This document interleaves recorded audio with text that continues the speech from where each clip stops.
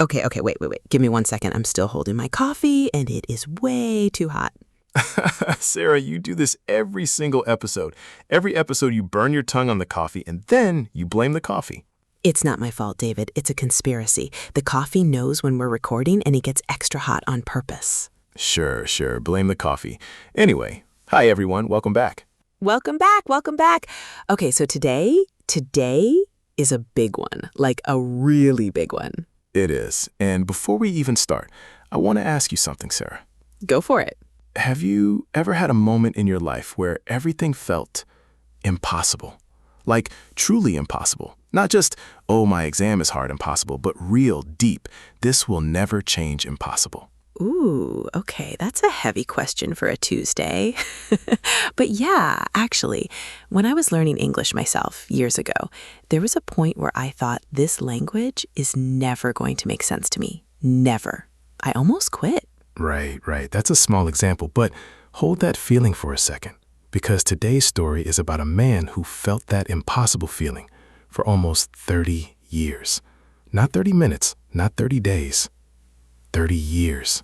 30 years? Okay, now I'm hooked. Who is this? His name was Nelson Mandela. Oh, of course, I know the name, but honestly, I don't know the full story. I know he was a president in Africa? Yeah, exactly. And that's actually perfect because most people know the name, but not the journey. And trust me, the journey is wild.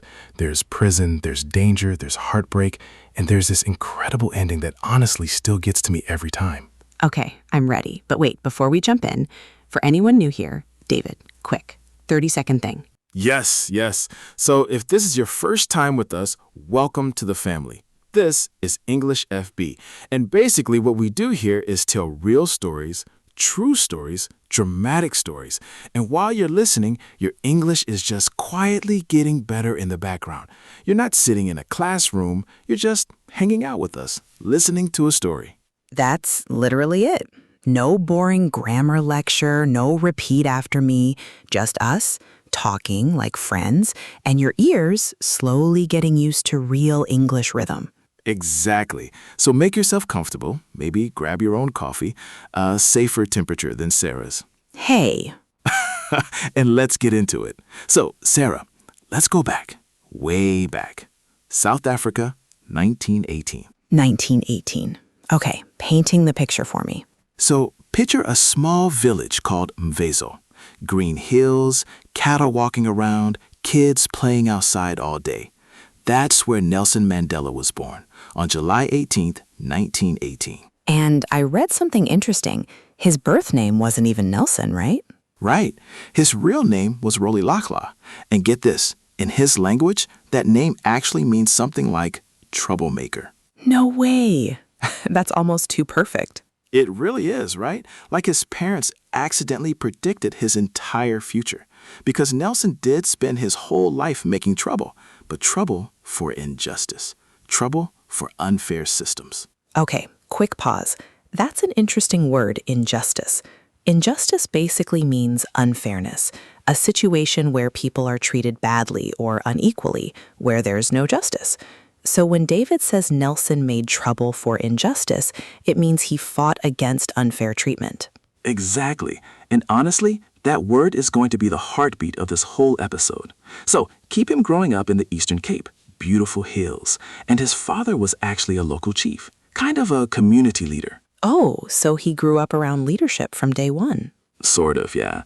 But here's the twist. When Nelson was only 9 years old, his father died. Oh no, 9? 9 years old. And that completely changed his life. Because a man named Jongan Taba, who was basically the acting king of his people, became his guardian. So he goes from a regular village kid to living in a royal household? Exactly. And this part is honestly kind of beautiful, because in that royal household, young Nelson watched how real leaders behaved. He saw them listen to everyone in the room before they said a single word. Oh, that's such a specific detail. Listen first, talk later. Right? And he carried that lesson his entire life, that a good leader serves people, doesn't just rule over them. That's already such a strong seed for later in the story. It really is. Now, he goes to school. He's a great student, curious, always asking questions. And at school, a teacher gives him the English name Nelson. Wait, so a teacher just renamed him? Yeah, that was actually common back then. It was part of a bigger system, one that basically said, European names, European ways, these are better. And little Nelson, being the curious kid he was, started noticing something was very wrong. What do you mean, wrong? He started to see that white people in South Africa had land, power, freedom, basically everything, and black South Africans, who were actually the majority of the population, had almost nothing. Wait, the majority had almost nothing? Yes, they couldn't vote, they couldn't live in certain areas, they literally could not walk on certain streets. That's heartbreaking. This system had a name: apartheid.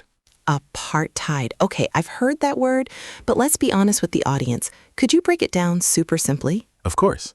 So the word apartheid basically means apartness or separateness, and it was a legal system, meaning it was actual law that separated people completely by race and gave all the power to white people while stripping away the rights of black people, mixed race people, and Indian people. Wow, okay, so this is the world young Nelson is growing up watching. Exactly, and it shapes everything that happens next. Okay, so university time? University time. He goes to Fort Hare, which was actually the only university for black students in South Africa at the time. Only one? For the whole country? Only one. And there, Nelson meets other young people who are also questioning the system, talking about freedom, equality, real change. But, plot twist, he actually gets expelled. Expelled? From the one university available to him? Yep, because he joined a student protest. Honestly, Troublemaker was already living up to its name. Right on schedule. So he goes back home, but then his guardian wants him to marry a woman who was chosen for him. Oh, arranged marriage. Exactly. And Nelson is like, absolutely not. So he does something incredibly brave for that time. He just runs away to Johannesburg, the biggest city in South Africa. Oh, wow. So he basically escapes his whole world. Basically, yes. And Johannesburg hits him like a wave, huge, loud, full of energy, but also, and this is important, full of injustice right in his face every single day. So the apartheid system becomes even more visible to him there. Way more visible. He works random jobs, finishes his degree by correspondence, meaning by mail, studying from a distance, and then starts studying law. Okay, this is where it gets serious. I feel it. You feel it, huh? You're right. Because in Johannesburg, he meets people who aren't just talking about change. They're actually working for it, fighting for it. And in 1944, at 26 years old, Nelson joins the African National Congress, or the ANC. Okay, and what exactly was the ANC doing at that point? At that time, honestly, pretty gentle stuff. Writing letters, making petitions, politely asking the government for change. Politely asking a government that's actively oppressing you. Right, exactly. And Nelson and some younger members were like, this is not enough. So they formed the ANC Youth League, and they want action, not just words. Protest, strikes, campaigns, real pressure. Now that sounds more like the Nelson we picture. Right. Around this time, he becomes a lawyer too, opens a law firm with his close friend Oliver Tambo, and they help black South Africans who get arrested under these apartheid laws. So he's literally seeing the injustice up close in his job every single day. Every single day, people arrested for not carrying the right papers, families torn apart, entire communities destroyed because the government decided black people couldn't live somewhere anymore. This is heavy. It gets heavier. In 1948, a new government comes to power and makes apartheid even stronger. Separate schools, separate hospitals, separate beaches, even separate entrances to buildings. So basically, every part of daily life gets split apart. Split apart. And it just kept getting worse for black South Africans. So in 1952, Nelson and the ANC fight back with something called the Defiance Campaign. Defiance. Ooh, I like that word. What does it actually mean? So defiance means openly refusing to obey rules or authority. Basically standing up and saying, no, I won't follow this unfair law. And that's literally what thousands of people did. They deliberately broke apartheid laws. walking into whites-only areas, refusing to carry required passes. And I'm guessing they got arrested for it. Constantly. But here's the key thing. They didn't fight back with violence. This was non-violent resistance. And Nelson becomes the face of it, traveling everywhere, giving speeches, inspiring people. So he becomes like a national figure. A hero to many, but to the government, a troublemaker. Remember that name from earlier? Oh, full circle. Full circle. So they ban him from meetings, restrict his movement, but he doesn't stop. He can't stop because he's seen too much. Mothers crying because their kids were taken. Men beaten for walking on the wrong street. God. In 1955, the ANC creates something called the Freedom Charter, a document describing their vision for the country. Wait, what actually goes into a document like that? Big sweeping stuff. Equal rights, land, housing, education for everyone. And it opens with this incredibly powerful line. South Africa belongs to all who live in it, black and white. I didn't expect a line like that to hit this hard. Right? And the government's response is brutal. In 1956, they arrest 156 activists, Nelson included, and charge them with treason. Treason meaning? Basically trying to overthrow the government. It's one of the most serious charges you can face. And what happens? The trial drags on for 5 years. 5 years of pressure, uncertainty, not knowing if you'll go to prison for life. But in the end, everyone is found not guilty. Okay, a small win, finally. A small win. But during those same years, something horrific happens. 1960, a place called Sharpeville. Police open fire on peaceful protesters. Oh no. 69 people killed. Women, children. I don't even have words. It shocked the entire world, and it also shifted something inside Nelson. Up until that point, he and the ANC believed in nonviolent resistance, following the example of Gandhi. But after Sharpeville, he started thinking, nonviolence alone isn't going to work here. This government only understands force. So what does he do? In 1961, he helps create Umkhonto Wesizwe, which literally means Spear of the Nation. This becomes the armed wing of the ANC. Okay, I'll admit that's a way cooler name than most military committees get. Right? Way better than whatever boring name a government committee would come up with. But it was very controlled. They focused on sabotaging buildings and infrastructure, damaging property, not hurting people. The message was, we will fight back. But they were extremely careful about how. That's such a tense line to walk. Incredibly tense. And Nelson knew this was dangerous. He could be arrested, even killed. He said something later that stuck with me. He said they chose to start a fight against violence by using controlled violence against the government's violence. It's such a complicated moral position. Extremely. So he goes underground. Underground meaning? Quick vocabulary stop. To go underground means to hide from authorities, to live secretly, moving from place to place so nobody catches you.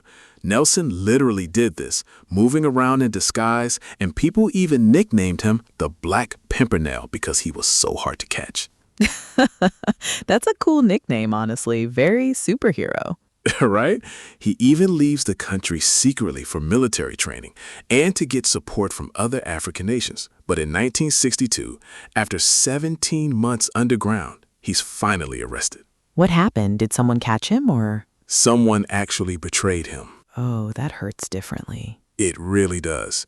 He's sentenced to 5 years in prison. And then, while he's already inside, police raid a secret ANC headquarters and find documents connecting him to the armed struggle. So things get worse. Much worse. This leads to what's known as the Rivonia trial.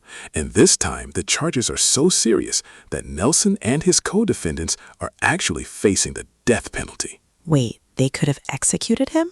Very real possibility. And during this trial, Nelson gives this incredibly famous speech from the dock. Wait, he stood up knowing that speech might be the last thing he ever said publicly? Basically, yes. And he says it anyway. He says, listen, I fought against white domination. I fought against black domination. I want a free society where everyone lives together in harmony and equal opportunity. And he ends it by saying it's an ideal he's prepared to die for. Okay, hold on. I need a second. That's so powerful. It really is. And in the end, he's not executed. Instead, he's sentenced to life in prison. Life, not 5 years anymore. Life. Life. And this is where the really long, dark chapter begins. Robben Island. I've heard of Robben Island before. It's like a really harsh prison, right? Extremely harsh. Small cell, hard labor, breaking rocks in a limestone quarry under the sun. Very limited contact with the outside world. And here's something that always gets me. He was allowed to write and receive only one letter every 6 months. Every 6 months? And how long, could the letter be? 500 words max. And one visitor every 6 months for only 30 minutes. 30 minutes with family twice a year for how many years? 18 years on Robben Island alone. 18 years. I genuinely cannot imagine that. And during this time, his personal life is also falling apart in painful ways. His wife, Winnie, is harassed, arrested, even tortured by authorities. His mother dies and he's not allowed to attend her funeral. Later, his oldest son dies in a car accident. Again, he's not allowed to go. Okay, that's just brutal. I need a second. Take your second. It really is brutal. But here's the incredible part. Through all of that pain, Nelson doesn't break. He exercises every single morning in his tiny cell. He reads constantly. He keeps thinking about the country he wants to build once he's free. Even after everything. Even after everything. And you know one detail that always stays with me? Some of the younger guards on the island, over the years, actually started respecting him. A few even began quietly questioning apartheid themselves, just from watching how Nelson carried himself, day after day, year after year. So even the people guarding him were slowly being changed by him. Slowly, yes, without him giving a single dramatic speech, just through patience and steadiness. And the authorities tried everything to break his spirit. At one point, they even offered him freedom on the condition that he publicly renounce violence. Renounce, meaning officially reject or give up, right? Like publicly saying, I take that back, I won't do that anymore. Exactly that. And Nelson refused every single time. He said he would only accept freedom once all his people were free too, not just himself. That's such an insane level of principle. Most people, after 10, 15 years locked away, would probably take the deal. Most people would, honestly, and nobody could really blame them for it, but not Nelson. And this is where he makes this quiet, powerful decision inside that tiny cell. When he's free, he will not seek revenge.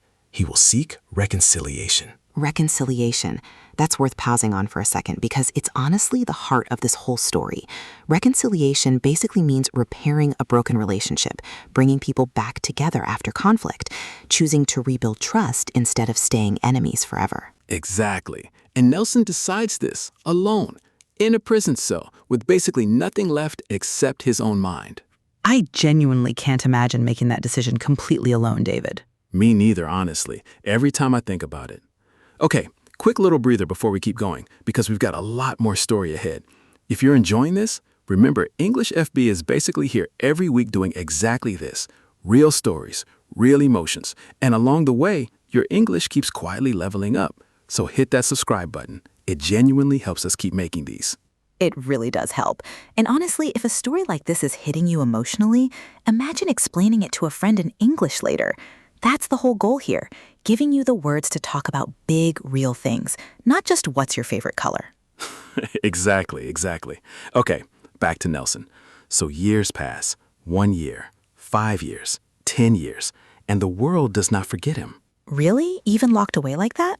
Even locked away. People around the world protest, demand his release, sing songs about him. Artists refuse to perform in South Africa. Countries impose sanctions. Sanctions, meaning economic punishment, right? Like other countries refusing to trade with South Africa to pressure the government? Exactly that. And this whole thing becomes a massive global movement. Free Nelson Mandela. Literally a worldwide chant. That's incredible that someone locked away for that long could still have that much influence on the outside world. It really is. In 1982, after 18 years, he's moved to Pollsmoor Prison, slightly better conditions, and later in 1988 to Victor Vester Prison, where he actually has a small house on the prison grounds. Wait, a house? Inside the prison? Yeah, because by this point, the government is quietly preparing for his release. Apartheid is dying. The economy is struggling under international sanctions. There's daily unrest inside the country, and the government realizes they cannot continue like this. So they need him. They need to negotiate, and specifically, they need to negotiate with Nelson Mandela. In 1989, F.W. de Klerk becomes president, and he starts secret meetings with Nelson, talking about the future, how to avoid a civil war, how to move toward real democracy. Okay, and then the moment. Please tell me we're at the moment. We're at the moment. February 11th, 1990. After 27 years in prison, Nelson Mandela walks free. 27 years, David. Say that number slowly for me. 27 years. He's 71 years old at this point, walking up with his fist raised and this calm, steady smile on his face. Thousands of people waiting outside, cheering, crying, singing. After everything, the betrayal, the isolation, the missed funerals, he walks out smiling. Smiling, head high. And in his very first speech as a free man, he doesn't talk about anger. He thanks the people who fought for his release and says the struggle isn't over. He calls himself a servant of the people and says he'll keep working until every South African has equal rights. A servant, not a ruler. That's such a callback to what he learned as a kid in that royal household. Exactly. Everything connects. Okay, but here's the thing. The next 4 years are still incredibly dangerous. Nelson and President de Klerk are negotiating the end of apartheid, but not everyone wants peace. Of course not. Some white extremists want to keep apartheid alive. Some black activists don't trust the negotiations at all. There's violence, there are massacres, and at some points, it genuinely looks like the country could fall into civil war. So it's not this clean, easy Hollywood ending. Not at all, but Nelson keeps traveling the country, talking to communities, calming tensions, and here's the part that honestly floors me every time. He reaches out to his former enemies. He has tea with the widow of the man who literally designed apartheid. He has tea with her after everything? Tea, and he even visits the prosecutor who once tried to get him sentenced to death. Okay, that's actually a perfect real-life example of an idiom. To bury the hatchet. It means to end a conflict and become friendly again, to let go of past anger completely. And that's exactly what Nelson does here. He buries the hatchet with people who try to destroy him. That's such a perfect fit for this moment, actually. And you know, it reminds me, my grandmother used to say something similar, this old saying, if you want to go fast, go alone, but if you want to go far, go together. I always thought it was just a nice sentence, but honestly, thinking about Mandela's whole life, it makes so much more sense now. He could have chosen revenge alone. It would have been fast, satisfying maybe, but it wouldn't have taken the country anywhere good. He chose the slower, harder road, together with people, even his former enemies, and that's what actually built something lasting. I didn't expect a proverb to hit this hard, but here we are. I love when an old saying suddenly makes complete sense in a real story. Right? So people expect him to be angry. They expect revenge. But Nelson understands something deeper. Revenge would tear the country apart. He actually said, if you want to make peace with your enemy, you have to work with your enemy.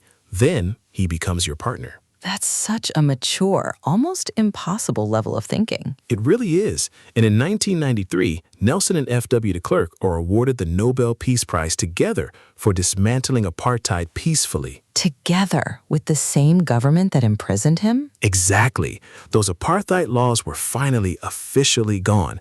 And then came April 27th, 1994, the historic day. What happens? For the very first time in South African history, everyone can vote. Black South Africans, the majority, stand in these incredibly long lines, some waiting for hours, many voting for the first time in their entire lives. Oh my gosh, imagine being an elderly person voting for the first time ever after a whole lifetime of oppression. People literally cried while casting their votes. It was peaceful, and the ANC wins. On May 10th, 1994, Nelson Mandela becomes the first black president of South Africa. From troublemaker to president. Full circle again. In his inauguration speech, he says, "Never, never, and never again shall it be that this beautiful land will again experience the oppression of one by another." That's the kind of line that makes you want to just sit in silence for a second. As president, he faces massive challenges, a divided country, poverty, deep trauma from decades of apartheid. So he creates something called the Truth and Reconciliation Commission. Reconciliation. There's our word again. There it is again. And this time, it's an actual institution. Basically, a special hearing where victims of apartheid could tell their stories publicly, and people who committed crimes could confess. If they told the full truth, they could receive amnesty, meaning legal forgiveness. So the goal wasn't punishment. Exactly. The goal was truth and healing, not revenge. It was painful. People heard horrifying stories, torture, murder, real suffering. But slowly, it helped the country move forward without falling into an endless cycle of revenge. That takes such a specific kind of courage to choose healing over punishment on a national scale. It really does. Nelson serves one term as president, 1994 to 1999. And honestly, he could have stayed longer. People loved him, would have voted for him again easily. But he stepped down? He stepped down voluntarily because he wanted to prove that democracy is about strong institutions, not about one powerful individual clinging to power. That's honestly rare, historically speaking. Extremely rare. After his presidency, he keeps working, speaking out about HIV and AIDS, which was devastating Africa at the time, promoting education for children, using his global fame to raise money for good causes. He never really stopped, did he? Never. He becomes this global symbol of forgiveness and human dignity. Nelson Mandela passed away on December 5th, 2013, at 95 years old. The whole world must have felt that. The whole world mourned. Presidents, kings, and everyday people all paying tribute. He was buried in a very village where his whole journey began. Wow. From that little village, all the way through prison, all the way to the presidency, and back to the same village. Full circle. One final time. And I think that's really the lesson here, right? Nelson Mandela showed the entire world that one person can genuinely make a difference, that you can fight for justice without losing your humanity in the process. That forgiveness isn't weakness. It's strength, real strength. He once said, "It always seems impossible until it's done." Okay, and going back to what we said at the very start, that impossible feeling. Exactly. Remember that feeling I asked you about at the beginning? 27 years in prison must have felt endless, must have felt truly impossible some days. But he never gave up. And because he never gave up, millions of people live free today. That's such a powerful place to land on. So, my friends, that's the story of Nelson Mandela, a boy from a tiny village nicknamed Troublemaker who became a freedom fighter, spent 27 years behind bars, and still walked out choosing peace over revenge. Honestly, my English struggle from earlier feels tiny next to that, but the lesson is the same. Don't quit right before things start changing. Exactly. His story isn't just about South Africa. It's kind of a mirror for anyone facing something that feels endless. The size is different, but the feeling of I can't keep going is the same. And so is the lesson. You can. You can. I love that we ended up here. Same here, genuinely. If this story moved you even a little, let us know in the comments. Tell us which part hit you hardest. And if you're new here, subscribe. Join the EnglishFB family. A new story like this waiting for you every week. Thank you so much for listening, seriously. Until next time, keep learning, keep growing. And keep believing that even the impossible is possible. Okay, that was way too dramatic of an ending. It was perfect, and you know it. Bye, everyone. Bye.